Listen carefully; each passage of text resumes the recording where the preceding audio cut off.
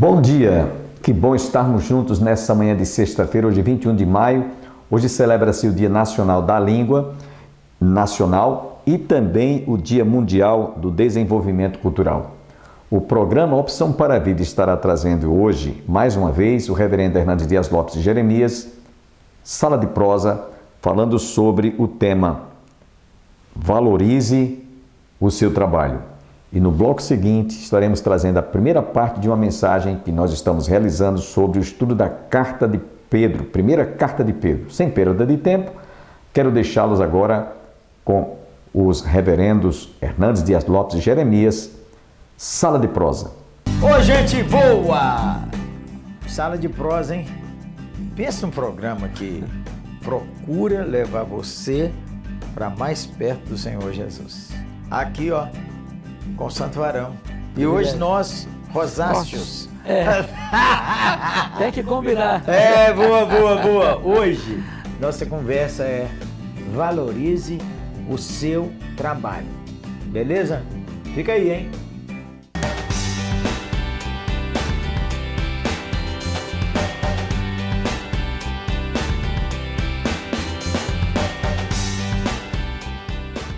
Ó, do trabalho de tuas mãos comerás, feliz serás.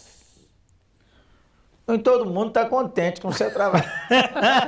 Está contente com o seu trabalho, mestre? Muito feliz. Mas é muito esticado. Muito esticado, assim. Muito. Tem gente que não diz isso. Por que será, É hein? bom fazer o que Deus chamou você para fazer, para o que você foi vocacionado para fazer. Agora, nem todas as pessoas conseguem fazer o que tem aptidão para fazer. Há um livro do Dr. John Mackay, Em Busca de Sentido, Certo. onde ele disse que a distribuição das vocações é mais importante do que a distribuição das riquezas. Certo. Hoje, muita gente escolhe a sua profissão não pela vocação. E com isso, às vezes, mesmo ganhando dinheiro, fica frustrado. Porque o trabalho, gente, primeiro é para glorificar a Deus. Trabalho é castigo não, hein? É isso aí. Trabalho é sustância, é bênção. Já pensou? O cara quer viver um eterno domingo. Fica com raiva de segunda-feira. Que é isso, gente boa? Cansa de descansar, né? Cansa de descansar. Aí queria que o mundo fosse, que a vida fosse um eterno feriado. E recurso? Ó, trabalho para glorificar a Deus. Trabalho é também para... Seu sustento. Seu sustento. Sustenta a sua família. Trabalho é para você também ter dinheiro para ajudar o necessitado. É o que a Bíblia diz. Olha que coisa boa. E o cara trabalha, workaholic, trabalha, não dorme, trabalha. Ajuda esse cara aí, mestre. Olha, quer ver uma coisa? Eu acho que quando a pessoa trabalha e não usufrui o fruto do seu trabalho, é um problema. Eu conheço gente que trabalha, junta dinheiro, bota dinheiro no banco, tem uma poupança robusta e compra mais uma casa, compra mais um sítio, compra mais um apartamento e vive uma vida quase que na mendicância.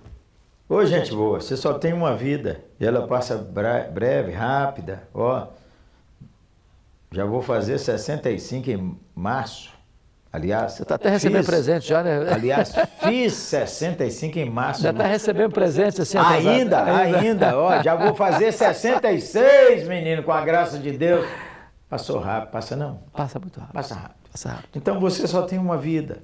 Uma vida que deve glorificar a Deus, trabalhar, levantar o sustento, aproveitar desse sustento. Esse é um ponto importante. Fala mais sobre isso. Porque está lá em Eclesiastes, né? Deus quer que você trabalhe, Deus quer que você usufrua o fruto do seu trabalho e Deus quer que você abençoe outras pessoas com o resultado do seu trabalho. Ó, inclusive dizimista e ofertante na sua igreja, Isso aí. Sustentador da obra missionária, gente que investe no órfão, no necessitado. É para isso que Deus põe na sua mão. Há uma frase dos reformadores muito interessante. O mistério do pobre e o ministério do rico. O mistério do pobre e o ministério do rico. Certo. Dentro da providência de Deus, uns se enriquecem, outros não. Dá uma paradinha aqui. Mesmo o cara que enriquece, ele tem que dar um corte. Vou viver com esse padrão. Porque ele pode ir lá, Mas ele vive com esse padrão aqui, Isso. um padrão confortável para ele, e o restante que ele adquirir, distribui. Porque se ele só junta para ele, acumula, ninguém usufrui tudo. Se a pessoa está muito rica, por exemplo, o cara tem 500 milhões de dólares, ele não consegue usufruir. Não consegue. O que mais ele quer? Aí vai comprar brinquedo, Então, coleção de Ferrari. Então, qual o propósito de Deus? O propósito de Deus é que esse que tem mais distribua com o que tem menos, para que esse que tem menos glorifique a Deus por esse que doou para ele, e não haja falta e não haja desperdício. E quando você tem mais, você pode empreender, criar opções de trabalho, dar oportunidade de outros fazerem riqueza. Exatamente. Olha, às vezes uma pessoa ganha muito e tem uma pessoa que trabalha com ele há muitos anos. A pessoa não tem sua casa própria e ele já tem 10 casas. Poderia ter ajudado aquele que te ajuda há muitos anos. É isso aí. Agora tem umas pessoas que você já deve ter encontrado, elas estão sempre infelizes com o seu trabalho. Mas aí o problema não é o trabalho. É a pessoa. É a pessoa, é o coração. Ó, achou você aí, hein? Ei, dona de casa, a senhora reclamou muito aí desse trabalho que ninguém dá valor e que não acaba. Deus dá valor, hein? Faça como para o senhor. Segue aí no negócio de que o problema não é o trabalho, o problema é o caboclo. Coração. É o coração. A menina. Porque o aspecto é o seguinte, se eu não estou feliz comigo mesmo, tudo que eu fizer não vai ter propósito, mas não vai ter sentido. Não vai ter alegria. Não vai ter alegria. Eu posso estar trabalhando numa sala linda, com ar-condicionado, e com gente bacana, como você gosta de dizer. A sustância. A sustância. E, de repente, eu não estou feliz também. E tem gente lá varrendo a rua e cantando. Tem gente lá no trabalho de uma secretaria doméstica, limpando a casa e glorificando a Deus. Então, não há trabalhos que são menores? Não, todo trabalho é digno. Não há trabalho indigno? Aliás, esse é outro resultado bonito que a reforma conquistou. É que tudo que você faz é cultico, é adoração a Deus, é liturgia para Deus. Então você trafega do campo ou do escritório, ou da empresa, ou da fábrica, ou de onde você estiver, para o templo, com a mesma devoção que você trafega para o púlpito da igreja. Com o mesmo carinho, com o mesmo amor. Porque seu trabalho glorifica a Deus. Seu trabalho gera recurso para abençoar você e sua família. Gera recurso para abençoar a sua igreja. E gera recurso para você abençoar outros.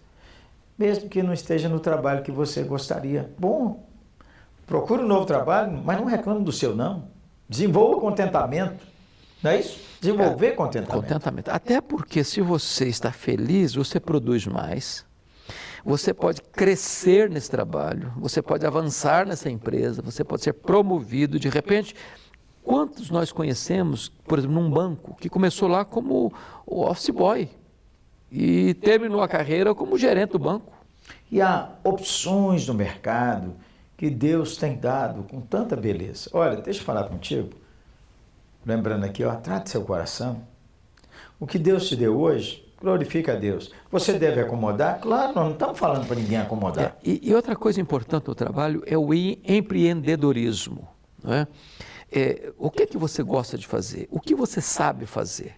Eu li há poucos dias uma história muito bonitinha, interessante, de uma dessas franquias de comida, fast food nos Estados Unidos. O cara se aposentou, jovem ainda, com vigor ainda, falou, o que eu vou fazer da vida? Não vou deitar numa cadeira de balanço. Estou fora. Estou fora disso. Então, o que ele fez? Ele perguntou, o que eu sei fazer? Eu lembro o seguinte, a minha mãe fazia um frango assado que ninguém fazia igual. Ele fez 10 frangos e saiu vendendo na vizinhança. Não deu para quem quis. Ele fez 50, não deu para quem quis. Abriu uma franquia. Essa franquia está no mundo inteiro. O que você sabe fazer? Olha aí. O que você tem expertise de fazer? Começa um negócio novo na sua vida.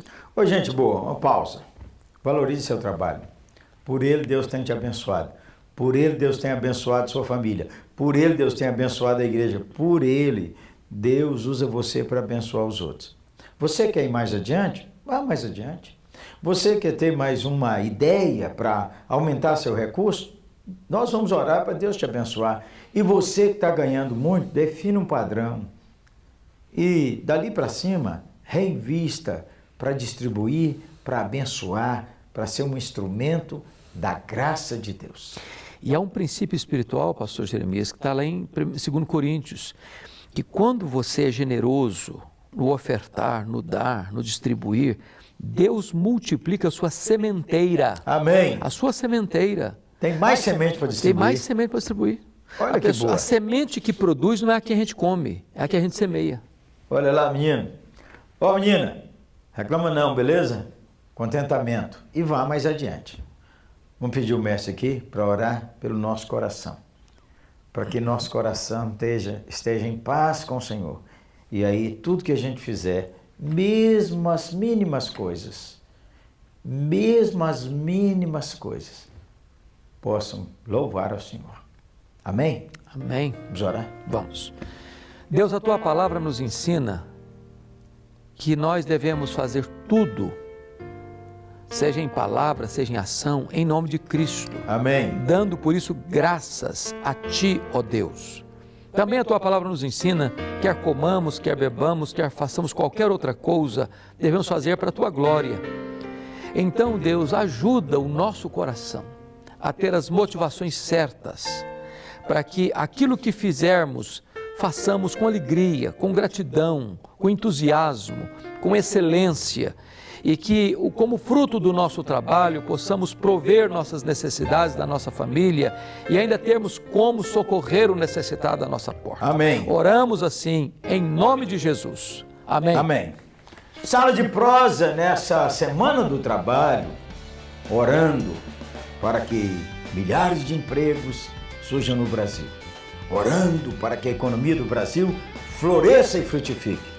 Orando para que o contentamento esteja mesmo aí no nosso coração. É um oferecimento da LPC, uma agência missionária sustança, comprometida com o Evangelho de Cristo Jesus, nosso Senhor. Publica o livreto cada dia. É uma influência tão linda no nosso país. Deus seja louvado. Amém. E também da 8ª Igreja Presbiteriana de Belo Horizonte, uma igreja bíblica, contemporânea, uma igreja missionária, uma igreja para você e para sua família. Se você mora em Belo Horizonte, vá lá.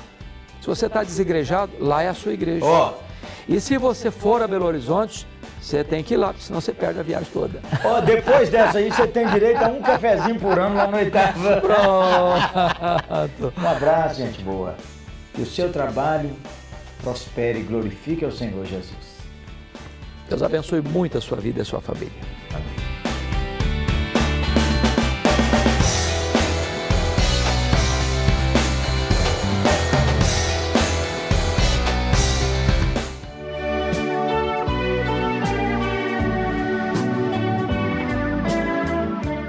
Primeira epístola de Pedro, capítulo 2, versículos 11 e 12. Eu hoje vou correr mais do que os outros dias, porque aquilo que Deus pôs no meu coração, eu quero compartilhar com os irmãos. Você que está em casa, abra sua Bíblia na primeira carta de Pedro, capítulo 2, versículos 11 e 12. E quero dizer para os irmãos, enquanto vocês procuram o texto aqui, os que estão em casa, que Deus chamou hoje para a eternidade, para o descanso eterno, a nossa irmã Carmelita. Seu sepultamento ocorreu hoje, à tarde, às 16h30. O pastor Júnior nos auxiliou e essa irmã vinha sofrendo muito, já dorme no Senhor.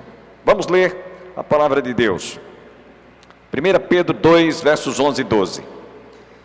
Amados, exorto-vos como peregrinos e forasteiros que sois, a vos absterdes das paixões carnais que fazem guerra contra a alma, mantendo exemplar o vosso procedimento no meio dos gentios, para que naquilo que falam mal contra vós,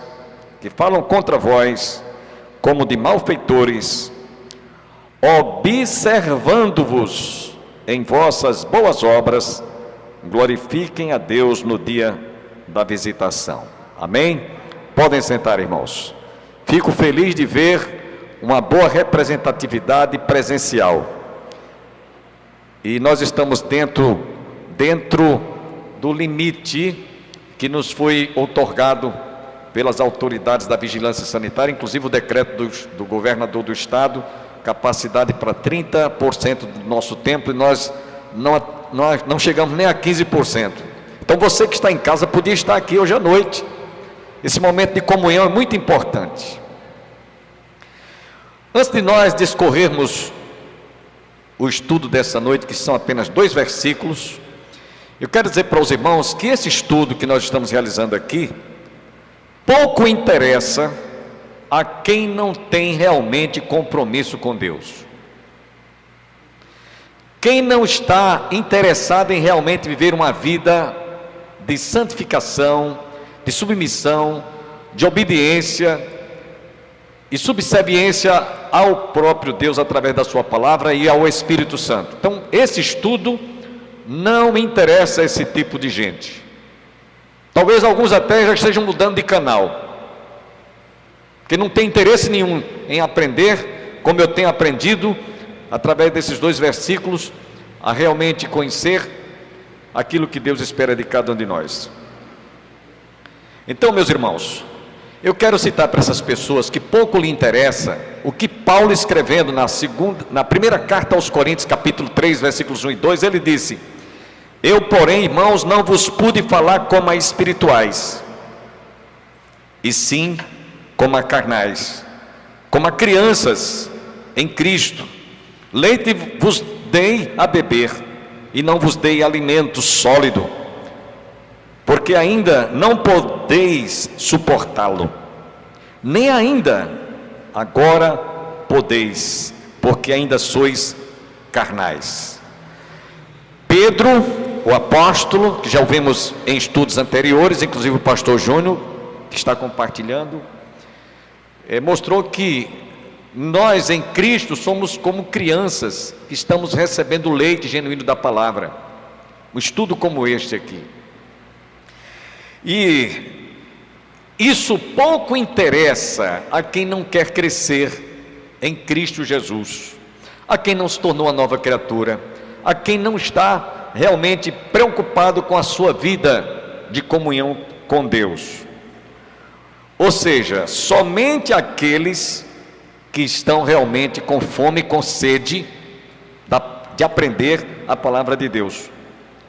Não se trata, preste atenção, não se trata de alguém se julgar ser mais espiritual do que o outro, porque isso é carnalidade.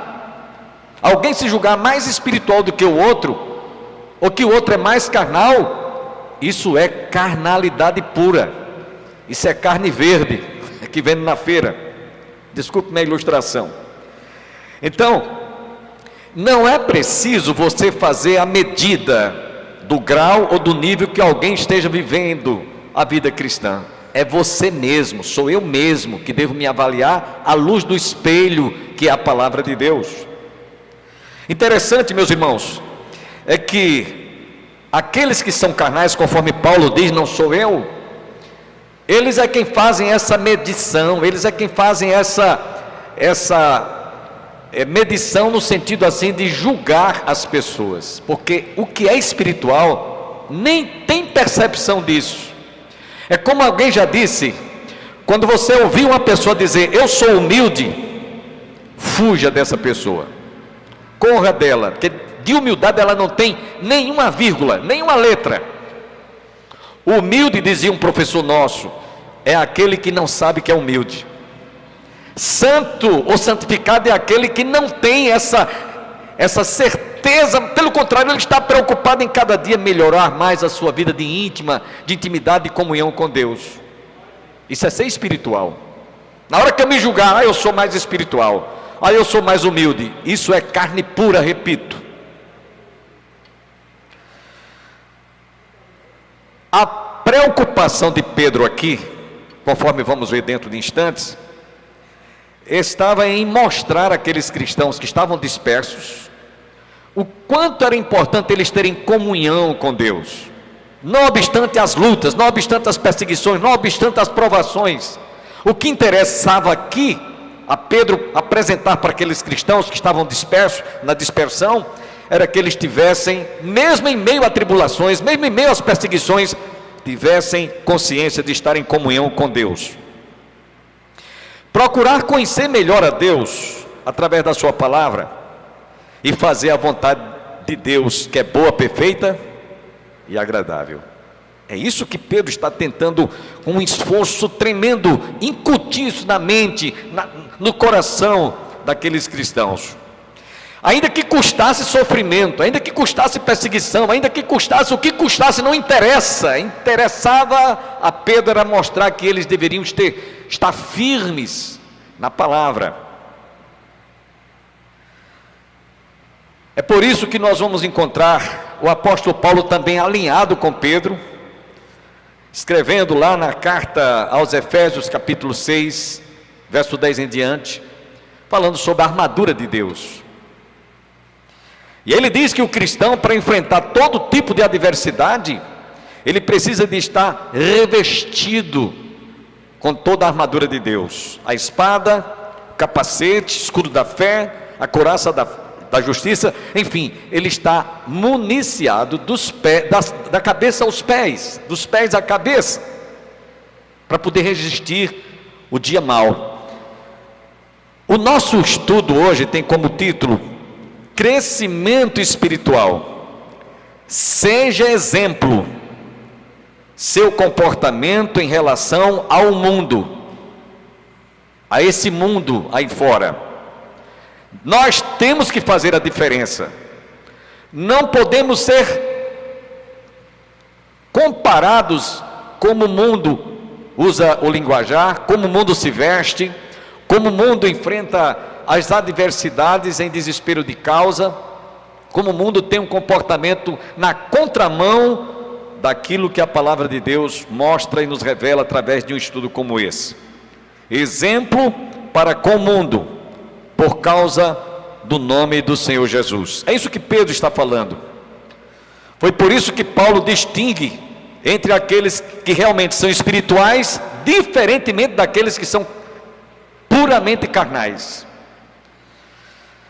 É por isso que Paulo, lá na mesma carta aos Coríntios, 1 Coríntios capítulo 2, versos 14 e 15, ele diz: por isso Paulo diz: ora, o homem natural não aceita as coisas do Espírito de Deus, porque eles são loucura, e não pode entendê-las, porque elas se discernem espiritualmente. Porém, o homem espiritual julga todas as coisas, mas ele mesmo não é julgado por ninguém. Pois quem conheceu a mente do Senhor que possa instruir? Nós, porém, temos a mente de Cristo. É isso que Paulo nos diz. Por isso que o cristão não se sente bem quando ele comete um pecado, quando ele sente que cometeu uma infração, ele fica desesperado, ele fica sem paz, ele fica impaciente, ele se ajoelha, ele se joga nos pés do Senhor Jesus: misericórdia, perdão, me ajuda, Senhor, me dá força. O pecado na vida do cristão é uma anomalia. O pecado na vida de quem realmente nasceu de novo, de quem se tornou uma nova criatura, você que está em casa, fique sabendo que é uma anomalia, é um corpo estranho. E aí Pedro faz uma análise de como os cristãos deveriam se comportar. Nesse versículo 11 que nós lemos, ele nos trata como peregrinos, como forasteiros. Nós estamos aqui de passagem. Ainda hoje à tarde nós fazíamos a cerimônia fúnebre da irmã Carmelita, conforme eu já disse, e chegamos à conclusão que o homem nasce, cresce, reproduz e morre. A nossa vida aqui é passageira. Nós encontramos o salmista dizendo: se alguém chegar a 70 anos ou 80 anos pelo seu vigor da vida, o melhor dos seus dias é canseiro e enfado. Nós estamos aqui de passagem. Ninguém veio para ficar. Somos peregrinos e forasteiros. Por isso que Pedro diz isso aí no versículo 11 que nós lemos: amados, exorto-vos como peregrinos e forasteiros que sois. Somos peregrinos, somos viajantes. Estamos aqui passando como alguém fica debaixo de uma marquise esperando a chuva passar. Você já deve ter visto isso acontecer. Então, não podemos ver diferente de como Pedro via ou analisava a vida cristã, que não é diferente daqueles cristãos daqueles dias, tanto quanto nossos dias. Ah, meus irmãos, por isso, nós encontramos um cantor de saudosa memória, Afonso Augusto, cantando aquela letra daquele hino: ó passageiro deste mundo passageiro, dá-me a tua mão, passa para o lado de cá. Essa deve ser a certeza de quem sabe para onde vai, não há dúvida. Jesus prometeu, embora estejamos aqui como forasteiros, como peregrinos, temos certeza que no dia que fecharmos os olhos, nós temos uma morada garantida por Jesus, graças ao seu sacrifício, graças ao seu sangue que foi derramado naquela cruz, para a remissão e o perdão dos nossos pecados. E aí Pedro, ele vai entrando na vida íntima, na vida pessoal de cada um daqueles cristãos, que como peregrinos, como forasteiros, deveriam atentar a como deveriam viver, seu modo de viver com relação ao mundo. Por isso que ele diz, no verso 11: amados, exorto-vos como peregrinos e forasteiros que sois, a vos absterdes das paixões carnais que fazem guerra contra a alma. Observe a expressão que ele usa: não vos deixeis envolver pelas paixões carnais. Que paixões carnais são estas? Você sabe, eu também sei. As paixões carnais, meus irmãos, nos levam a produzir o fruto da carne. E Pedro estava dizendo: olha, vocês vão para o meio dos gentios, mas vocês não se misturem com ele, vocês mantenham a integridade espiritual, vocês mantenham o nível, o padrão de vida que vocês receberam. Sejam cristãos autênticos, vivam a vida cristã, ainda que custe caro, ainda que custe um preço caro, um sacrifício das vossas próprias vidas, por causa do nome de Jesus. Não vos envolveis, diz Pedro, com essas paixões. Abstende-vos das paixões carnais que fazem guerra contra a carne, contra a alma, digo. Sabia, irmãos, que a vida cristã é um campo de guerra, é um campo de batalha? Nós vivemos numa constante luta. Paulo nos diz que a nossa luta não é contra a carne nem contra o sangue, mas contra as potestades do mal nas regiões celestiais. Você pode ter luta dentro da sua casa com seu marido descrente, com sua esposa descrente, com seu filho descrente, com o vizinho descrente, com o colega descrente, no trabalho onde você exerce alguma atividade. É uma luta, você trava uma batalha. Você talvez possa imaginar agora como Pedro estava analisando a vida cristã que aqueles cristãos deveriam viver. Paixões carnais. O que são paixões carnais? Meus irmãos, são muitas. São essas paixões que nos levarão realmente a apresentar o termômetro da nossa vida espiritual, o nível.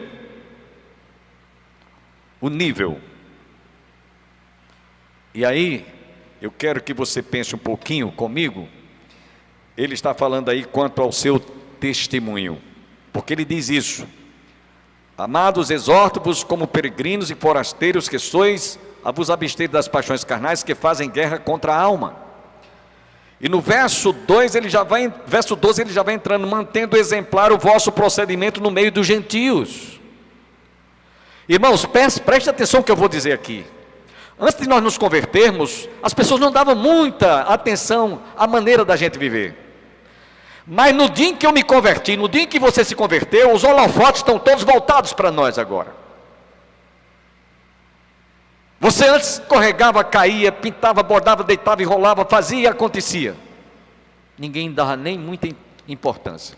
Mas no dia que você passou a confessar o nome de Jesus, agora você é cobrado pela esposa descrente, pelo marido descrente, pelo vizinho, pelo colega, por todos aqueles que lhe cercam. Deus abençoe a todos, tenham todos um bom final de semana e até a próxima segunda-feira, se Deus quiser.